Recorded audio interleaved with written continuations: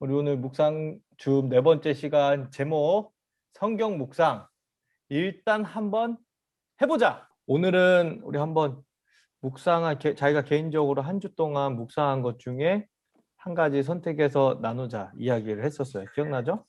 그래서 오늘 한번 먼저 각자 한 주 동안 묵상한 내용들을 나눠볼게.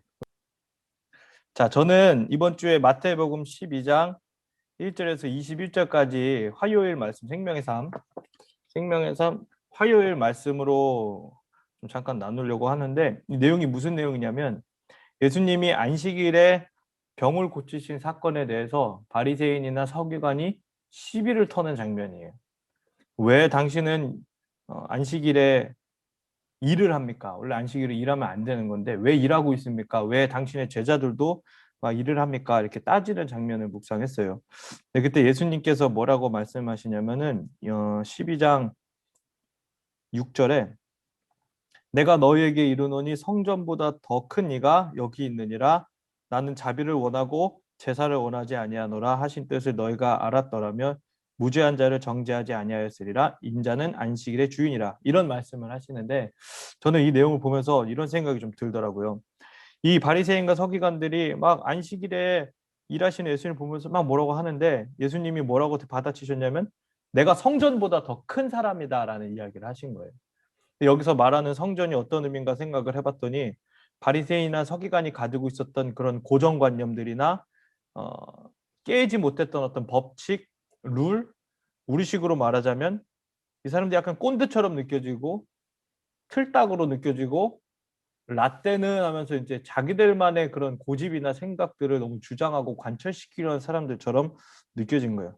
그런데 예수님은 그런 관습보다, 그런 어떤 꼰대의 생각보다, 그들의 어떤 관념보다 더 큰 분이라는 사실을 이 말씀을 통해서 배우는 거예요. 그 예수님이 이 바리새인과 서기관들보다 좀 달랐던, 예수님이 틀을 깨셨던 포인트가 뭐였냐면 사랑의 정신. 그래서 7절을 보면 난 자비를 원한다. 제사를 원하지 않는다. 자비, 사랑을 원하는 분이다라는 말씀을 예수님이 쭉 하신 내용들을 좀 보면서, 내가 만약에 내가 하고 있는 이 신앙생활에도 이 사랑이라는 정신을 잃어버리면 내가 꼰대가 되겠구나. 신앙의 꼰대가 되겠구나. 어, 남들이 이해하고 납득하지 못하는데 그냥 나만의 자기 주장을 그냥 내세우는 사람밖에는 될 수 없겠구나라는 생각이 좀 들더라고요. 그래서 만약에 내 인생에, 내 삶에 이렇게 의도나 정신을 상실한 채 그냥 행동만 남은 건 무엇이 있을까 좀 생각을 해봤어요. 그래서 제가 하는 이 예배나 말씀 묵상이나 목회 사역이나 이 모든 일들 중에 사랑이라는 이 정신 혹은 목적을 상실했다면 그 순간 나는 뭘 해도 라떼다. 뭐 해도 꼰대다. 의도와 정신, 사랑의 생각을 잊지 말자. 그래서 예수님이 어떻게 하셨냐면은 막 사람들이 예수님이 병 고치시는 걸 보고 놀래가지고 막 모이고 소문을 내려고 하는데, 예수님이 그거 아니다. 소문 나는 게 중요한 게 아니다. 내가 정신을 실현하는 게 더 중요하다. 그러니까 나는 사람들 사이에서 소문나서 나로 인해서 이슈가 되고 막 사람들 사이에 이름이 오르내리고 그걸로 인해서 막 시비 걸고 싸우고 따지고 변명하고 이것보다 상한 갈대를 꺾지 않고 꺼져가는 심지를 끄지 않는 그런 사역을 하고 싶다는 말씀 예수님이 하시거든요. 그러니까 예수님이 막 소문이 나가지고 유명해지고 사람들 사이에 입방정에 오르내리고 막 이런 것보다 더 중요한 게 내가 사랑을 실천하고 상한 각대를 꺾지 않고 꺼져가는 심지를 끄지 않는 이 사역, 이 사랑의 정신이 나에겐 더 중요한 거다. 난 이게 더 내게 필요한 가치다. 여기에 방해되는 모든 것들은 다 꼰대다. 심지어 내가 유명해지는 것도 혹은 뭐 어떤 종교적인 행위도 이건 다 꼰대다운 행동일 뿐이다. 라는 얘기를 하는 걸 보면서 나도 한편으로 내가 꼰대가 되지 않았을까. 정신을 잃어버리면 꼰대가 된다. 사랑의 마음을 잃어버리면 그저 라떼는 하면서 옛날 이야기하는 사람밖에 안 된다. 이 생각을 묵상을 통해서 깨닫게 됐습니다. 감사합니다. 다음 우리 한 번씩 우리 나누어 보겠습니다. 자원하는 사람 있으면 한 명씩. 그래, 여러분들이 이렇게 묵상을 계속해서 하고 있다는 것 자체가 일단 굉장히 중요한 일이라고 생각을 해요. 굉장히 유의미한 행동이라고 생각하고 앞으로도 계속해서 여러분들이 나눌 수 있도록 계속 묵상하는데 시간과 공간을 잘 준비해서 최선 다해주고 힘써주기를 부탁합니다. 자, 우리 오늘 본격적으로 교과서 교재를 한번 보겠습니다. 우리 성경 묵상의 순서에 대한 이야기를 이제 살펴보는데, 사실 이 성경 묵상 순서는 우리가 지난 두 번째 시간 때 다 살펴봤어요. 그래서 거기에 나와는 내용이라서 그 내용들을 오늘 조금 스킵하고, 오늘은 그 과정들을 베이스로 일단 한번 성경 묵상을 우리가 같이 해보는 이 실습의 시간을 조금 더 중점적으로 가지려고 합니다. 그 전에 일단 우리가 성경 묵상의 순서에 대해서 다시 한번 우리가 짚어보고 넘어가겠습니다. 자, 성경 묵상의 순서는 세 가지가 있다 그랬어요. 폰트가 또 깨졌네. 자, 첫 번째는 뭐냐면 stop. 보이시죠? stop. stop. stop. 그다음 stay. 그다음 step. 이렇게 세 가지 단계가 있고 그 세 가지 각 단계에는 각각 두 단계씩 총 6개 단계가 있다 그랬어요. 멈춤의 단계에는 준비하고 기도하는 단계. 스테이, 머물는 단계에는 말씀을 읽는 것과 묵상하는 단계. 그 다음에 스텝, 나아감의 단계에서는 기도하는 것과 그렇게 살아가는 것, 적용의 단계라고 생각하시면 됩니다. 사실은 이 묵상의 순서 3S에 딱딱딱 맞춰서 묵상하는 것도 좋지만 이것은 기본이에요. 이것을 토대로 여러분들이 여러분만의 묵상 스타일을 찾아가면 되는 거예요. 무슨 말인지 이해되시죠? 꼭 굳이 이거 하나하나 다 맞춰가지고 이렇게 한다기보다 중요한 요소들을 가지고 여러분들에게 가장 알맞는 묵상의 방식들을 찾아가면 더 도움이 되겠죠. 예를 들어서 저 같은 경우에는 반복 읽기. 반복 읽기가 굳이 필요하지 않아요. 왜냐하면 대충 아는 내용들이야. 대충 아는 내용들이 그 맥락들이 어느 정도 파악이 됐는데 굳이 그렇게 해서 뭐 모든 내용들을 다 파악하기 위해서 다 해당 본문을 막 계속해서 반복해서 읽는 거는 저한테는 사실은 약간 이제 불필요한 행동이다.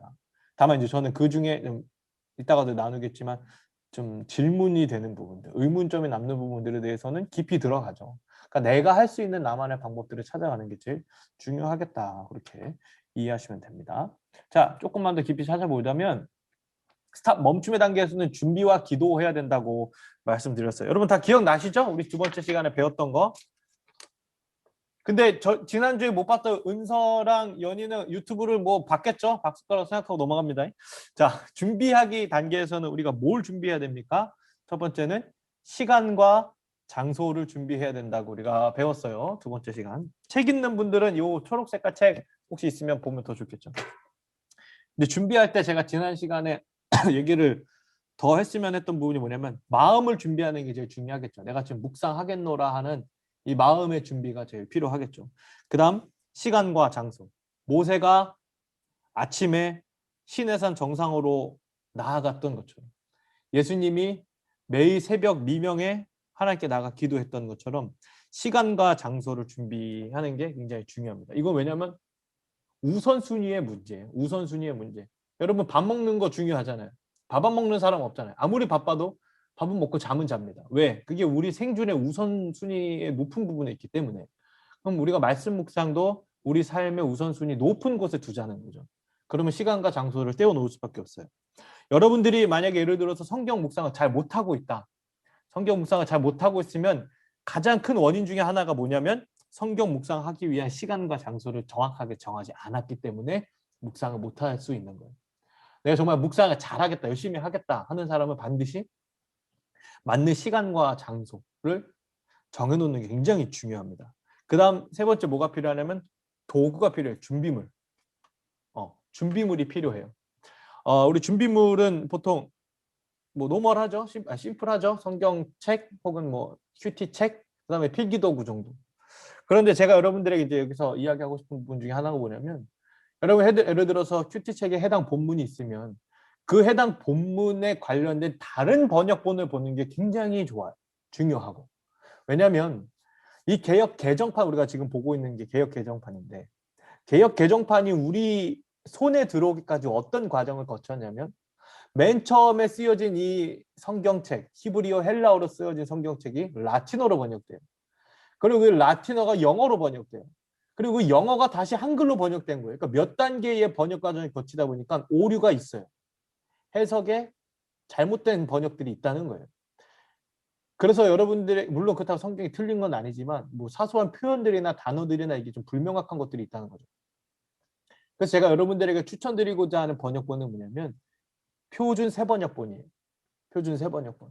우리 왜 예배 드릴 때 제가 설교 시간에 참고 본문 혹은 추가 본문으로 보여드리는 그 성경 본문들이 거의 다 표준 세번역 번역본이에요. 근데 표준 세번역은 뭐냐면 이제 우리나라 신학자들이나 어떤 그 수준들이 히브리어나 헬라어를 그대로 번역할 수 있을 정도의 이 학문적 수준에 올라왔어요.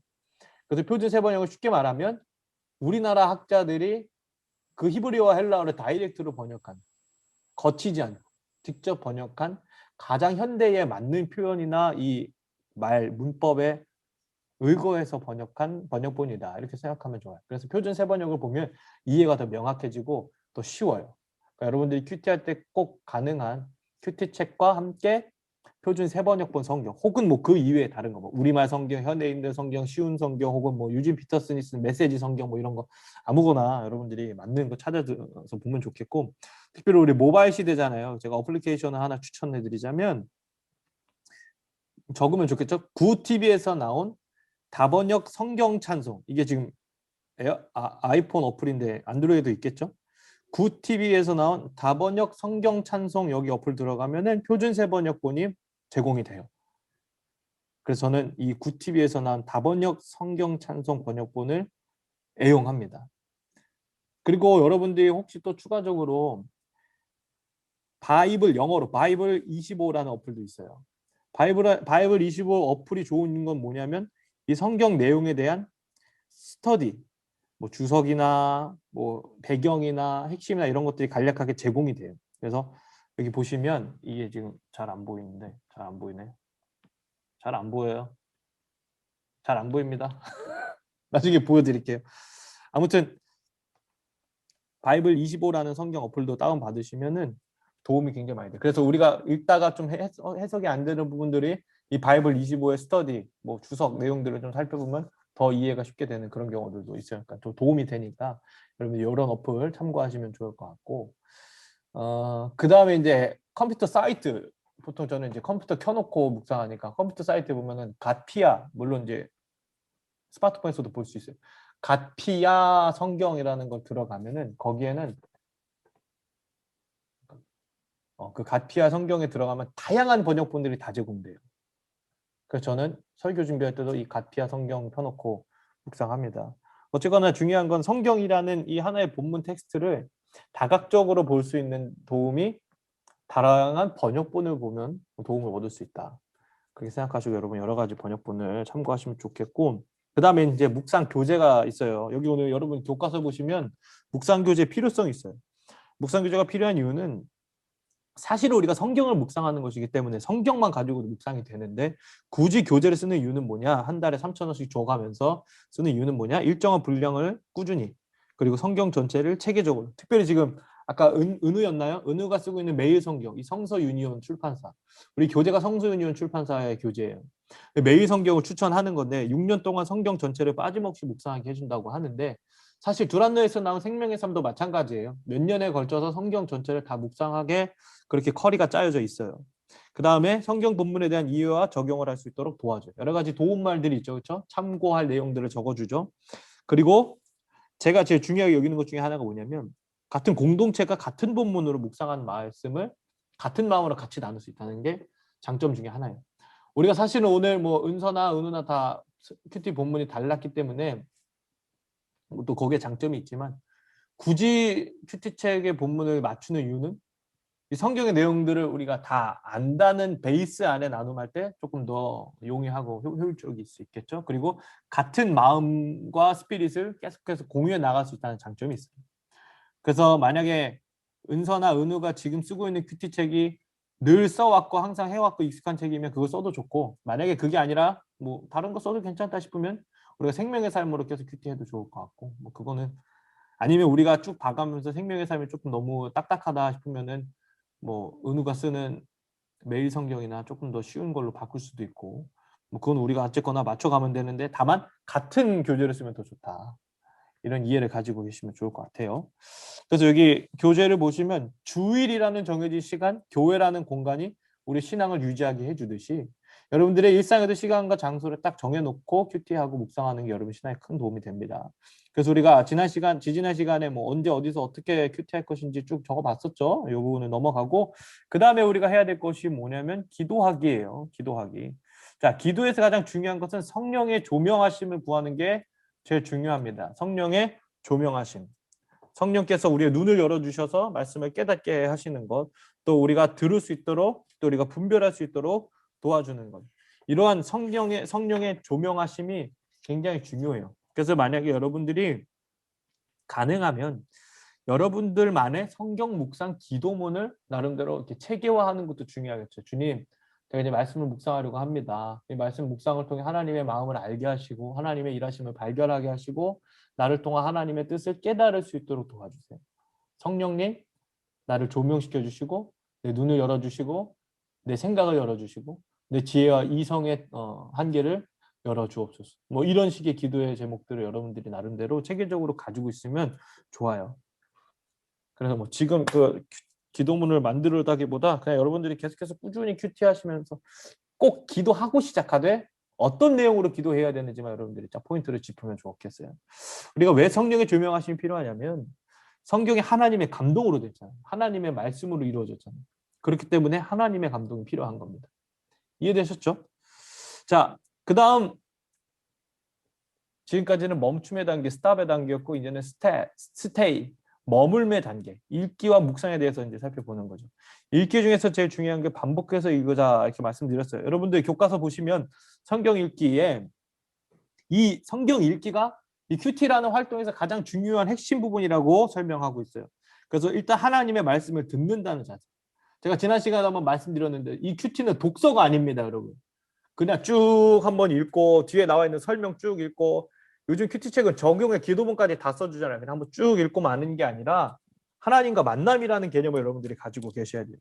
그리고 두 번째, 천천히 꼼꼼히 반복해서 뭐 최소 3회 이상 본문을 읽으라고 하는데 뭐 10번을 읽어도 좋고 100번을 읽어도 좋고 중요한 건 뭐냐? 이해가 되어야 한다. 뭐가 이해가 되냐? 이 본문의 내용과 맥락이 이해해야 됩니다. 내용과 맥락. 어떤 내용인지 또 어떤 맥락인지. 그래서 이것을 한 줄로 요약할 수 있는 그런 훈련이 돼야 돼요. 딱 말씀을 보았을 때 내가 한 줄 요약이 돼야 내 거가 되는 거야. 그냥 아 이렇구나 하고 설명하고 그냥 넘어가는 게 아니라 아 그래서 이게 무슨 내용이지 하고 내 안에 딱 한 줄로 정리가 될 수 있을 정도로 내용을 숙지하는 게 참 좋다. 그래서 세 번째 그 꼭지를 보시면 개인적으로 이거 좀 별표 딱 추셔시고 중요하게 여겼으면 좋겠어요. 본문을 대충 읽고 내용과 맥락을 살피지 않을 때 그럴 때 본문과 상관없는 자기중심적인 엉뚱한 묵상을 하게 된다. 이거 굉장히 경계해야 됩니다. 저도 이제 많은 사람들과 묵상하고 또 나눔을 해보다 보면은 왜 이런 소리를 하지? 쓸데없는 얘기인데? 전혀 상관없는 얘기인데? 뭐 나누는 친구들도 있어요. 그 하나만 보면은 대충 읽는 거야. 대충 읽었다기보다 사실 대충 읽었다기보다 한 구절에 꽂힌 거야. 딱 그 본문의 한 절 있잖아요. 혹은 뭐 단어 하나 표현 하나에 딱 꽂혀가지고 거기만 싹 파고 들어가니까 때로는 되게 많이 엇나간 그런 묵상을 하는 사람들도 있어요. 근데 물론 우리가 한두 줄에 꽂히는 건 맞지만 맥락에 맞게 꽂혀야죠. 왜 그래서 이 한 줄이 왜 나온 건지 이 한 줄이 어떤 결과를 초래하는지 이런 맥락에 포커스를 맞추어져야만 그 묵상이 제대로 된 묵상, 올바른 묵상이 될 수 있다. 그래서 여러분들이 꼭 성경을 읽을 때는 대충 읽지 말고 맥락을 또 내용을 잘 파악하는 자세로 읽으면 좋겠다. 그래서 3번 보시면 아까 얘기했죠. 내용을 요약할 수 있을 때까지 읽어야 한다. 이렇게 이야기했어요. 그 다음 봐야 할 것이 뭐냐면 넘어가라. 또 안 넘어가네 이거. 또 시작됐네. 또 시작된 일단 자 넘어갔다. 그 다음 해야 될 게 뭐냐면 묵상하기예요. 묵상하기. 묵상하는 것은 발견하는 거라 그랬어요. 그래서 발견을 우리는 두 가지에 대해서 발견을 해야 됩니다. 첫 번째는 뭐냐면 하나님은 어떤 분이신지 이 본문 속에 하나님이 어떤 분이신지에 대한 발견이 되어야 돼요. 그리고 그런 하나님이 나에게 주시는 말씀은 무엇인지, 교훈은 무엇인지 하나님이 나에게 또 기대하는 바가 무엇인지에 대한 이해와 파악이 되어야 합니다. 이해되셨죠? 그래서 우리가 여러분 교과서 다시 보시면 뜯네.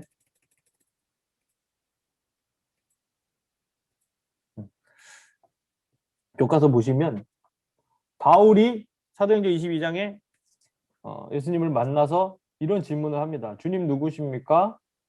주님 무엇을 해야 합니까? 예수님과 바울의 어떤 첫 만남의 장면이죠. 그래서 이게 주님 누구십니까? 라는 질문은 무슨 의미입니까? 하나님은 어떤 분이십니까? 라는 질문으로 이어질 수 있는 거예요. 주님 제가 뭘 해야 됩니까? 라고 22장 사도행전 22장 10절에 말씀하시는데 그러면 우리가 한 질문과 똑같죠. 하나님 저희가 어떤 교훈을 주셨습니까? 어떤 기대를 갖고 계십니까? 이러한 질문으로 이어질 수 있다는 거죠. 여러분 묵상할 때 바울의 자세를 갖고 묵상을 하면 좋다. 저는 여기에 플러스 알파 한 가지를 더 추가하고 싶은데 저는 늘 질문하면서 대부분 하는 게 뭐냐면 왜? Why? 여러분들이 제 설교를 들으시면서 뭐 파악이 될 수도 있을지도 모르겠지만 저는 설교할 때도 그렇고 그렇다면 왜 이런 일이 일어났을까요? 라고 제가 여러분들에게 많이 얘기했어요. 여러분 조금만 더 생각해 보세요. 이런 표현들을 제가 설교할 때 많이 써요. 이게 제 나름의 습관 중에 하나인데 왜 이런 일을 하신 걸까? 그 의도가 뭘까? 혹은 그 안에 숨겨있는 진짜 의미는 무엇일까? 의도가 무엇일까? 이걸 파악하는 질문이 또 굉장히 중요해요. 예를 들어 봅시다. 예수님께서 오병이어 사건을 베풀어 주셨어요. 그럼 예수님이 왜 굳이 이 사람들을 다 먹이셨을까에 대한 질문들을 던질 수 있잖아요. 그냥 간단하게. 왜 다 먹었지? 아, 배고파서 먹었지? 아, 왜 배고팠지? 아, 부족해서 먹었지? 뭐 이런 질문들 쭉쭉쭉 이어나갈 수 있는 거죠. 뭐 예를 들어 또 하나 예를 들자면 예수님께서 제자들에게 물 위로 걸어오셨어요. 왜 물 위로 걸어오셨을까? 왜 그 물 위에서 나타나신 걸까라는 질문을 던져볼 수 있잖아요. 그렇죠? 여러분들이 그 왜라는 질문들을 던지는 게 굉장히 중요해요. 성경에 읽을 때. 이 점에 저는 개인적으로 큐티할 때 되게 중요하게 여기는 요소여서 설명을 드린 거예요. 그래서 여러분들이 만약에 하나님을 이렇게 발견했으면 그 발견한 하나님에 대해서 여러분들이 또 적용할 수 있어야 돼요. 위에서는 자,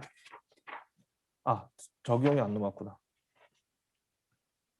발견하고 여러분들이 만약에 적용하려면 여기 책에 잘 나와 있는데 하나님을 묵상한 내용들에 대해서는 우리가 기도로 적용된다 그래요.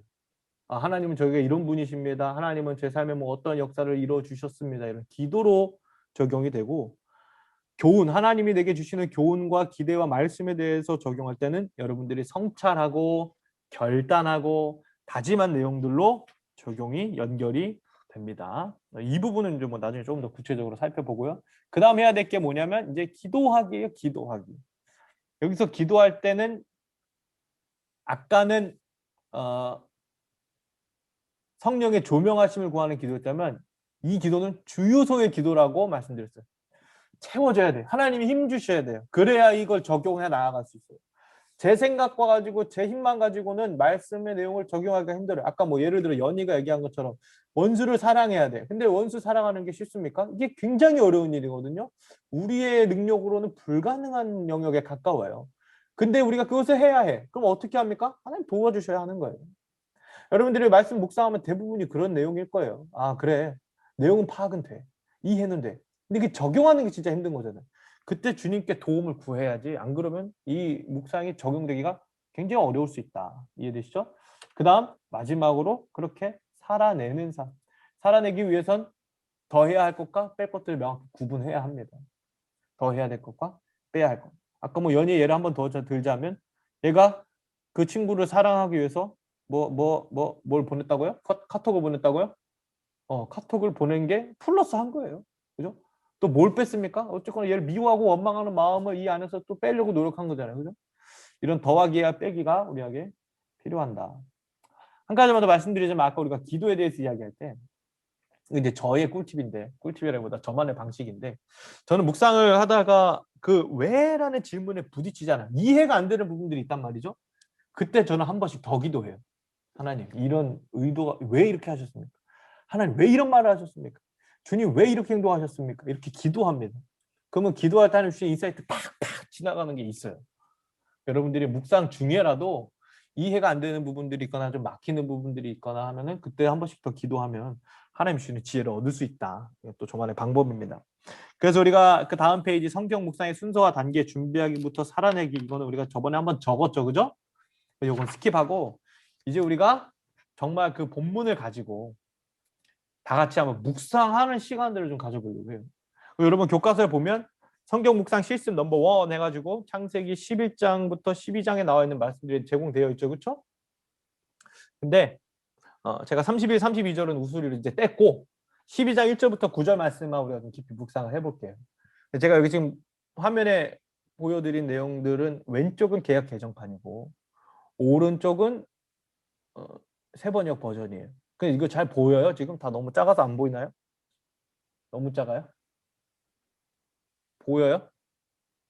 은서 보여요? 오케이, 좋아요. 개역 개정판을 여러분 이제 책이 있으니까 책을 보시고 혹시 세번역의 내용들이 필요한 분들은 세번역 내용 한번 보세요. 보시면서 우리 시간에 한번 같이 묵상을 이제 실제적으로 한 번씩 개별적으로 해보겠습니다. 그래서 그 옆에 빈칸 있죠. 준비 기도, 뭐 내용 파악, 뭐 이렇게 쭉쭉 있죠, 그죠? 준비 기도의 내용도 여러분들이 간단하게 한번 적어 보세요. 어떻게 성령의 조명을 구할지.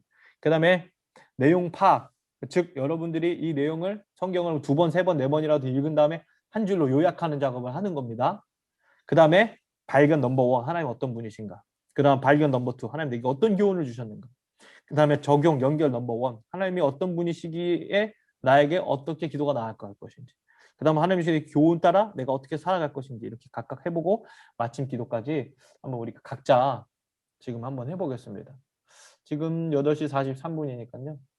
한 9시 정도까지 한번 해볼까요? 15분 정도? 너무 딥하지 않게 뭐 심플하게만 우리 한번 해보고 제가 한 가지 질문 드리자면 어떻게 제가 배경음악이라도 틀어드릴까요?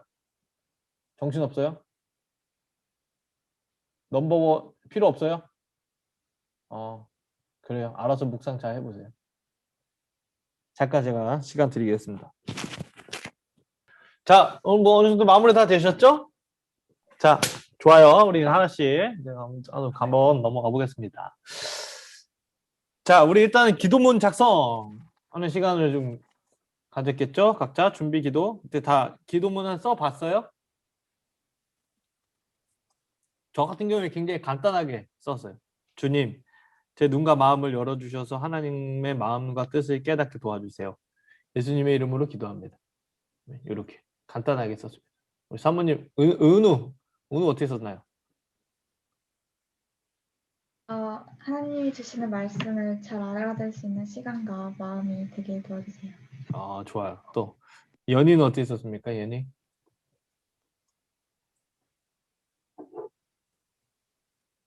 뭐라 이제 립싱크 하는 것 같아요.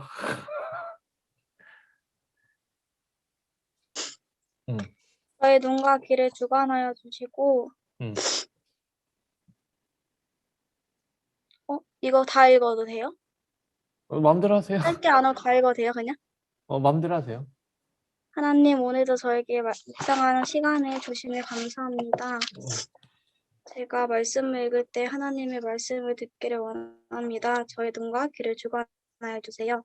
주께서 말씀하시면 따르겠습니다. 말씀을 주시고 삶에 적용할 수 있도록 해주세요. 아멘. 좋아요. 잘 썼어요. 이렇게 각자 자기 나름의 준비 기도문을 세팅해 놓는 게 참 좋다. 그 말씀 드렸죠? 좋아요. 그 다음 이제 여기까지는 준비 단계였고 이제는 무슨 단계죠? 스탑 다음에 스테이, 윤스테이. 스테이의 첫 번째는 뭡니까? 성경 읽기죠. 그래서 우리가 나 근데 왜 이렇게 조그매? 뭐야 이거?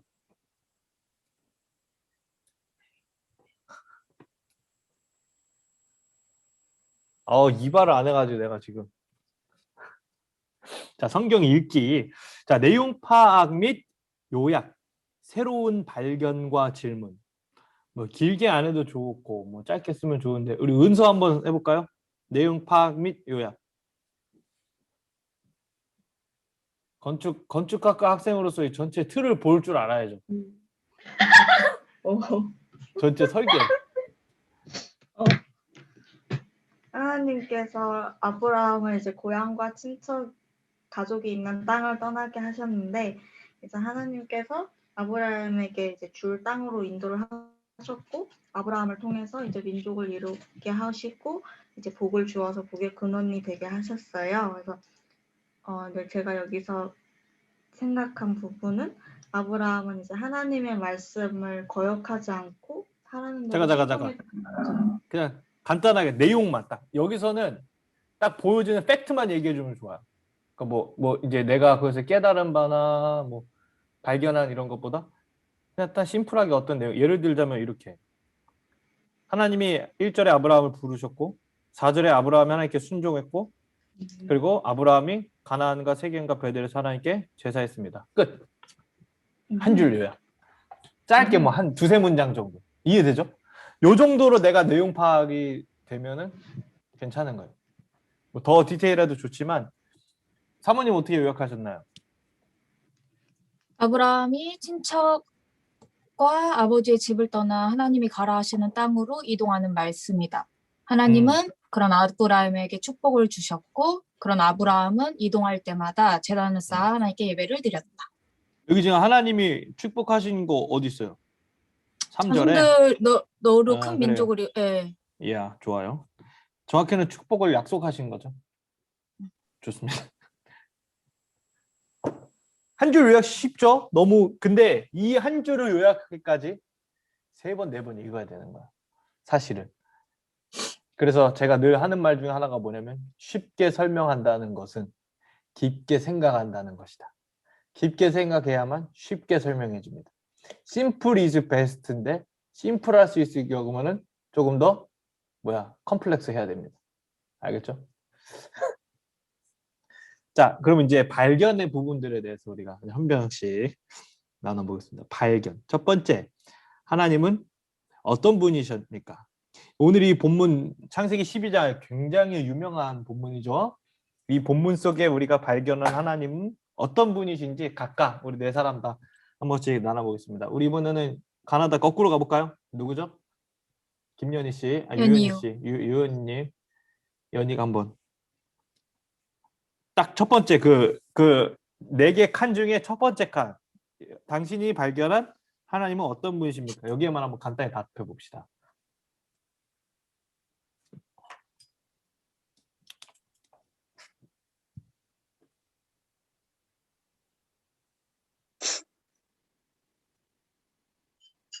잠시만요.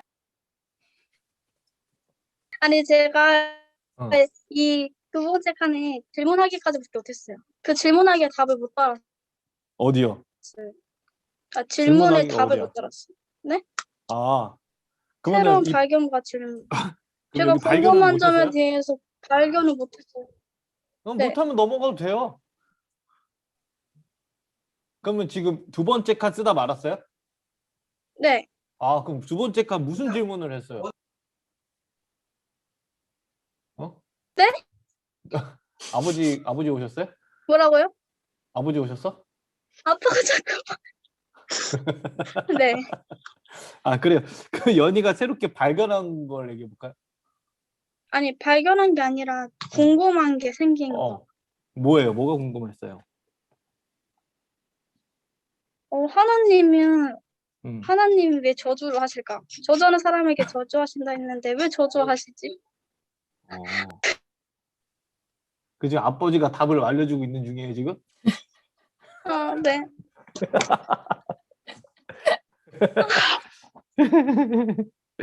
아, 좋아요.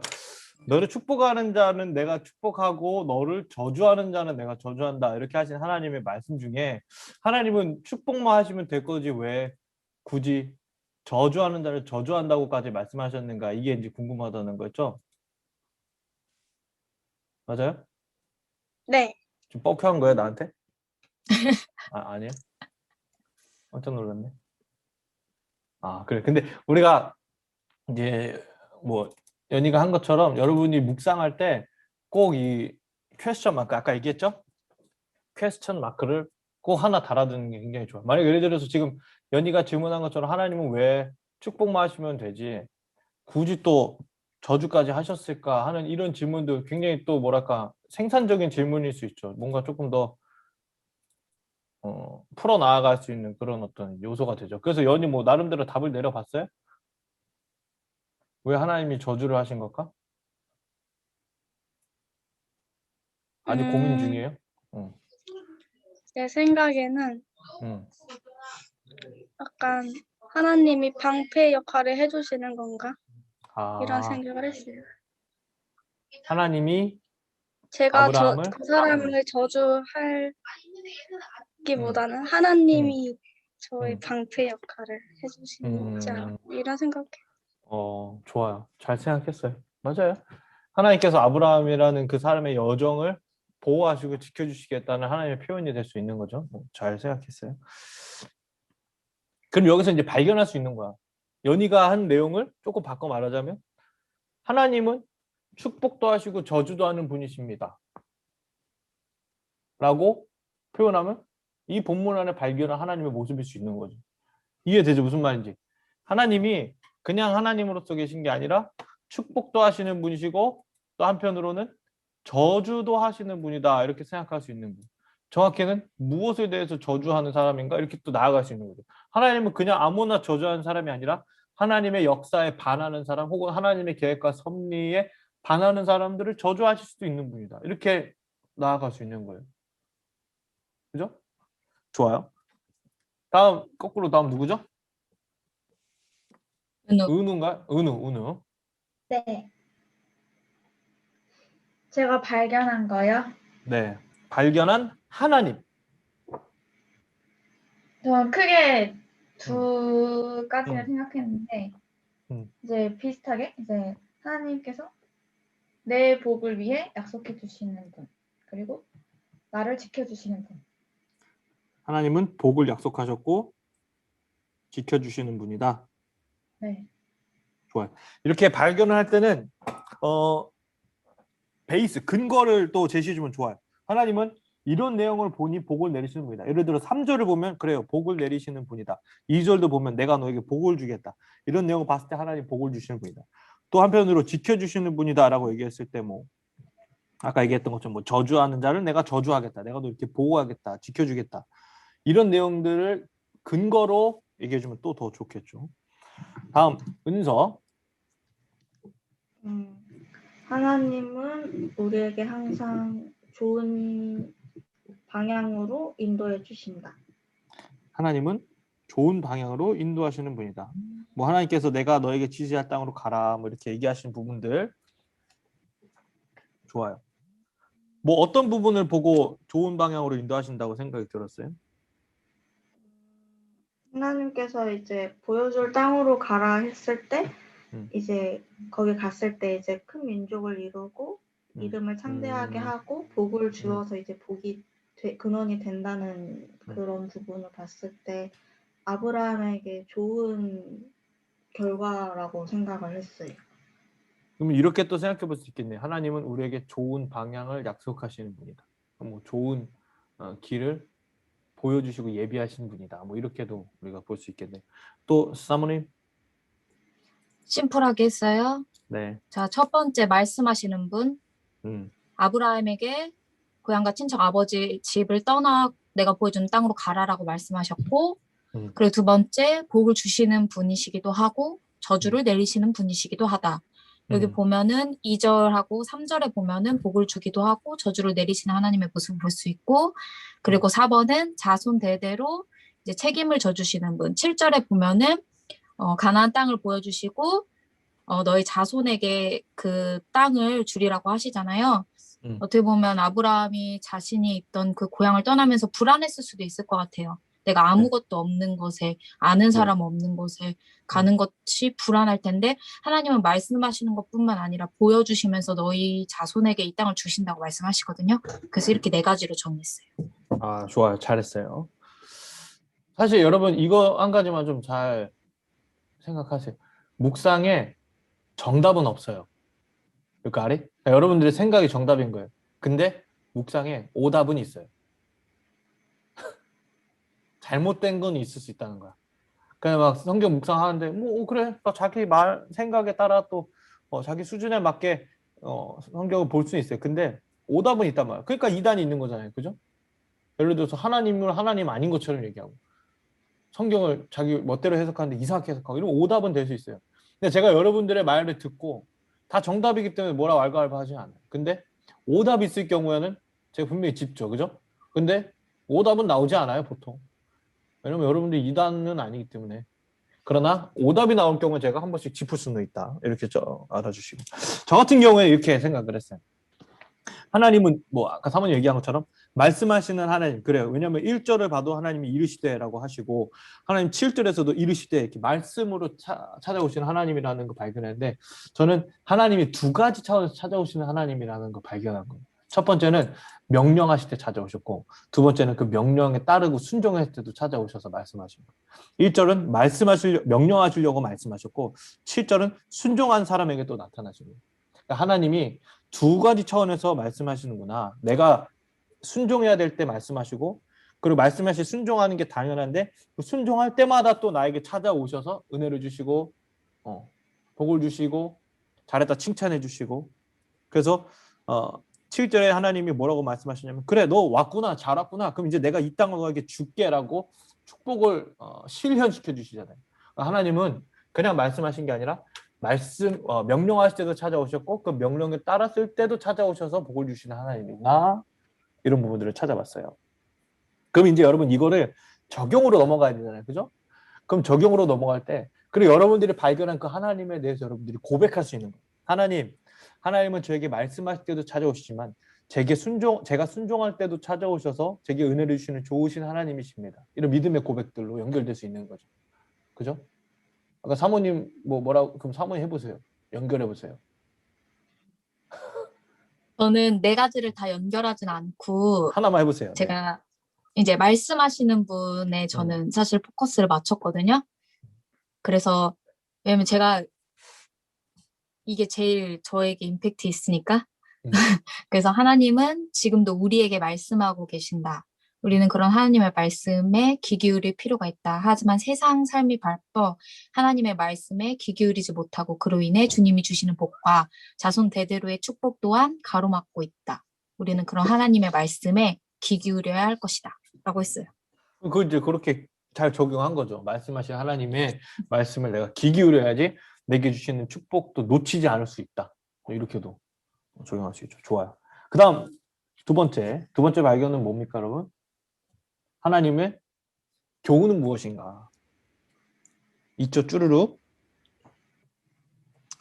여러분들 나름대로 이 본문을 통해서 하나님이 저에게 말씀하시는 그 메시지 우리가 교훈이라고 표현했지만 이거를 메시지라고 바꿔서 표현하면 조금 더 잘 와닿죠. 하나님이 주시는 메시지는 무엇인가? 이게 나에게 어떻게 적용해야 했을까? 자, 이분들 여러분 어떻게 다 해봤어요? 우리 이번에 가나다순 거꾸로 가니까 누구부터 하나요? 김소연 사모님. 하나님이 주시는 교훈. 내게 주시는 교훈, 하나님의 말씀에 순종했을 때 하나님은 아브라함과 그의 자손들까지 책임져 주시고 복을 부어 주셨다. 아, 좋아요. 또 그다음 은서. 하나님을 믿고 하나님의 말씀에 순종하기. 순종. 하기. 순종하기. 오, 좋아요. 또 은우. 또 이제 하나님의 약속을 믿고 그리고 하나님의 말씀에 따르기. 그리고 하나님의 보호하심을 믿고 담대하게 살기. 보호하심을 믿고 담대하게 살기. 좋아요. 또 연희. 하나님은 나를 축복해주는 사람에게는 복을 주시고 나를 저주하는 사람에게는 저주를 주시니 두려워하지 말고 하나님의 말씀을 따르라. 좋아요. 하나님 주시는 말씀이었어요. 저 같은 경우는 이제 저는 말씀하시는 하나님을 발견했잖아요. 여기서 나에게 주어지는 교훈은 뭐냐면 아브라함이 하나님의 말씀을 들은 것에서만 그친 게 아니라 8절을 보면 제단을 쌓는 모습을 발견하게 돼요. 아, 하나님에게 받는 어떤 인풋만으로 살아가는 것이 아니라 하나님에 대한 아웃풋도 있어야겠구나. 받는 것만 있는 것이 아니라 하나님께 드려지는 모습이 있어야 되구나. 그게 뭐 형식적으로는 제단이 될 수도 있고 조금 더 깊이 있게는 순종 그 자체도 될 수 있고 하나님은 내게 말씀하시기도 하지만 내가 말하기도 원하시는 분이구나라는 걸 저는 발견하게 되었어요. 하나님은 나에게도 말씀하시는 분이지만 나 또한 순종으로든 뭐 예배로든 어떤 행위로든 나도 하나님께 뭔가 말하는 자가 되기를 원하시겠구나라는 깨달음을 얻었습니다.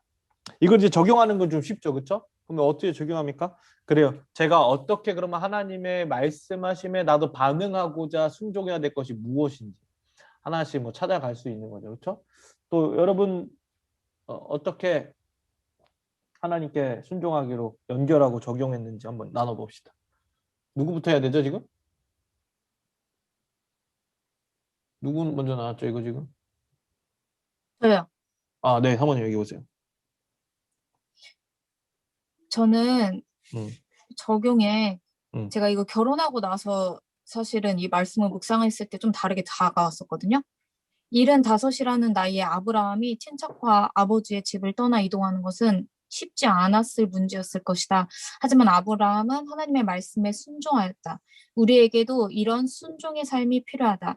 내 상황, 내 형편보다 주님의 말씀인 우선인 삶을 살아야겠다. 좋아요. 다음 은서? 거기 못했어요. 네, 좋아요. 다음 은우. 저는 이제 약속을 믿으라는 말을 이제 교훈을 얻었는데 이제 약속을 이제 믿으려면 그걸 어떤 약속을 하셨는지 알아야 되고 또 어떤 약속을 하셨는지 알려면 역시 또 하나님의 말씀을 더 알아야겠다. 큐티 해야죠. 라는 네 연결을 했습니다. 아, 좋아요. 또 이 연희. 삶에서 인간관계에서 내가 아무리 내어줘도 나를 저주하는 사람은 저주할 것. 그것은 하나님께서 방패되시어 저주하실 것이니 두려워하지 않고 삶에서 말씀을 따르는 내가 되자. 좋아요. 잘했어요. 우리가 지금 이제 여러분들이 오늘 이 말씀을 잘 공부를 쫙 해봤는데 한편으로는 이 공부 여러분들이 지금 발견하고 적용하고 하는 내용들이 뭐랄까 조금 자기적이다? 너무 뭐랄까 좀 인위적이다 이런 느낌을 받을 수 있어요. 왜냐하면 뭐 하고 그 다음 뭐 하고 그 다음 뭐 하고 그 다음 뭐 하고 이런 순서들에 우리가 매이다 보면 이 묵상이 뭐랄까 하나의 되게 어떤 자기적인 뭔가 그런 행동이 될 수 있다고 생각이 들어요. 지금은 우리가 이제 시작하는 단계니까 이걸 하고 이걸 하고 이걸 하고 뭐 이렇게 배워가지만 체계적으로 계속해서 제가 여러분들이 강조하는 건 저는 사실 솔직히 말하면 이렇게 안 해요. 봐봐요. 내가 발견한 그 하나님 자체가 나에게 메시지가 될 수 있어.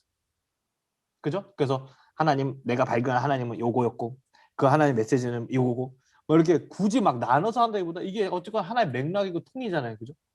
여러분들이 말씀 묵상을 계속해서 하다 보면 나만의 방식, 나만의 노하우가 생겨요. 근데 우리가 지금 굳이 이거를 배우고 넘어가는 이유는 뭐냐? 기초기 때문에. 기초기 때문에. 여러분들이 이런 바탕을 깔고 묵상을 해야지. 이러한 어떤 시야, 이러한 어떤 관점을 가지고 세계관을 가지고 여러분들이 묵상을 해야만 보다 올바른 묵상이 가능해지기 때문에 굳이 가르치는 거예요. 뭐 예를 들어서 여러분들이 뭐 볼링을 배우든 스키를 배우든 뭐 당구를 배우든 운동을 배울 때 그 기초라는 게 있잖아요. 그죠? 근데 그 기초를 바탕으로 한 후에 내게 나오는 거거든요. 야구 선수도 야구를 던지는 이 방법을 먼저 배운 후에 나만의 변화구가 나오는 거예요. 야구 좋아하는지 모르겠는데 어쨌거나 자기만의 그런 방식이 있어지게 됩니다. 가면 갈수록. 저는 사실 이런 틀에 맞추진 않은데 제가 하는 묵상의 그 핵심을 결국에 살펴보면 이 내용이 맞아요. 그래 하나님을 발견하는 거잖아요. 하나님의 말씀을 찾아가는 거잖아요. 그 핵심은 맞아요. 이거를 여러분들이 어쨌거나 알고는 있어야 되고 견진을 하고 있어야 돼요. 그 후에 여러분들만의 묵상 방식 계속해서 찾아가요. 그건 우리가 계속해서 공부하면서 조금씩 조금 더 디테일하게 구체화 시켜가면 좋겠고 오늘은 여기까지 하는데 다음 주에는 이제 뭘 할 거냐면은 다음 주에는 우리가 두 가지 단계 중에 말씀을 읽는 것, 말씀을 보는 그 관점에 대해서 그리고 그것을 우리가 어떻게 잘 나름대로 정리하고 써 나아갈 수 있는지에 대해서 이제 조금 더 중점적으로 살펴볼 거고, 그 다음에는 그것을 내가 어떻게 적용하고 나의 삶에 그걸 또 어떻게 쉐어링할 것인지, 이 두 가지. 사실 묵상의 핵심들이 그거잖아요. 어떻게 이 말씀을 보는가, 그리고 그거 어떻게 적용하는가, 이 두 개가 되게 중요한 건데, 다음 주에는 말씀을 보는 것에 대해서 조금 더 디테일하게 배우고, 그 다음에는 말씀을 적용하는 거에 대해서 조금 더 디테일하게 본 후에, 그 다음에 이제 제가 정말 여러분들과 공부하고 싶은 과제는 사실은 교재는 이거예요. 세움 과정. 사실 이게 이제 제일 여러분들과 하고 싶은 내용이에요. 근데 이거를 막 바로 들어가 버리면 조금 너무 어려울 수 있기 때문에 일단 기초를 깔고, 우리의 정말 핵심은 아마 요거가 될 수 있겠다. 그 전까지는 아는 내용인데 정리한다 생각하시면 되고, 조금 더 이제 여러분들이 정말 새롭게 다가올 만한 내용들은 아마 이 책에서 많이 이루어질 것 같아요. 이해되셨죠? 기대가 됩니다. 아무튼 여러분 또 명절 잘 보내시고, 질문 없습니까? 질문이 없는 게 문제야. 우리 늘 질문을 가지고 살아야 돼. 그래요. 기도하겠습니다. 주님 감사합니다. 오늘도 우리가 말씀 묵상에 대해서 배워보고 묵상의 방법에 대해서 하나하나 알아가고 있습니다. 우리가 묵상을 통하여 하나님의 뜻과 말씀을 깨닫게 하시고, 우리가 살아가고자 하는 삶의 방향성을 맞추게 하시고, 또 다른 세계관과 가치관을 갖게 하시고, 우리가 보지 않아야 할 것을 보지 않고 봐야 할 것을 볼 수 있는 지혜를 말씀을 통해 허락해 주시옵소서. 그래서 말씀 안에 하나님의 온전한 백성으로서 차츰차츰 성장해 나아가는 우리 일산중학교 청년들 다 되게 해 주시옵소서.